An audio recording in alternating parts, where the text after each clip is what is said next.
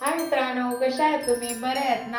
आज मी बनवणार आहे मटर पनीर. या तुम्हाला दाखवते काय काय साहित्य लागतं. मी 10-12 लसणाच्या पाकळ्या घेतल्यात आणि थोडासा आल्याचा तुकडा घेतलाय आणि 3 हिरव्या मिरच्या, 2 मोठे साईजने कापल्यात कांदे आणि 2 टोमॅटो घेतलेत कापून आणि इकडे वाटाणे घेतलेत आणि इकडे पनीर घेतलंय. तर आपण आता पनीर फ्राय करून घेऊ. एक पाली मी तेल टाकते, त्याच्यामध्ये थोडासा बटर टाकते, तर पनीर फ्राय करून घेऊ.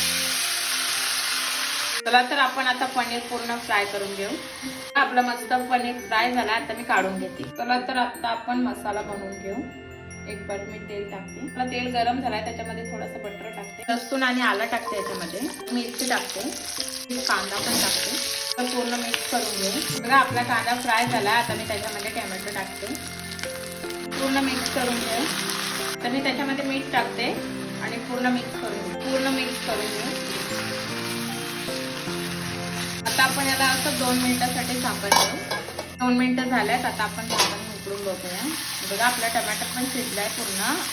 आता आपण याला असंच थंड करत ठेवू आणि त्याची पेस्ट बनवू. तर बनवायला स्टार्ट करू. मी 2 पाले तेल टाकते, तर मी 1 चमच जिरा टाकते. मी हे घेतलेत खडे मसाले, हे पण याच्यामध्ये टाकते. आता आपण लगेच त्याच्यामध्ये ग्रेव्ही बनवून घेतली ना, ते टाकू. पूर्ण मिक्स करूया. तेल सुटेपर्यंत आपण शिजवून घेऊया पूर्ण. चला तर आपण त्याच्यामध्ये मसाले टाकू. 1 चमच मी हळदी टाकले आणि 2 चमच मसाले टाकू, 1 चमच गरम मसाला आणि 2 चमच पनीर मसाला टाकू. संपूर्ण मीठ टाकू त्याच्यामध्ये. पूर्ण मिक्स करून घेऊ मसाले. आपले पूर्ण मसाले शिजल्यात, आता मी त्याच्यामध्ये मटर टाकते आणि पूर्ण मिक्स करून घेते.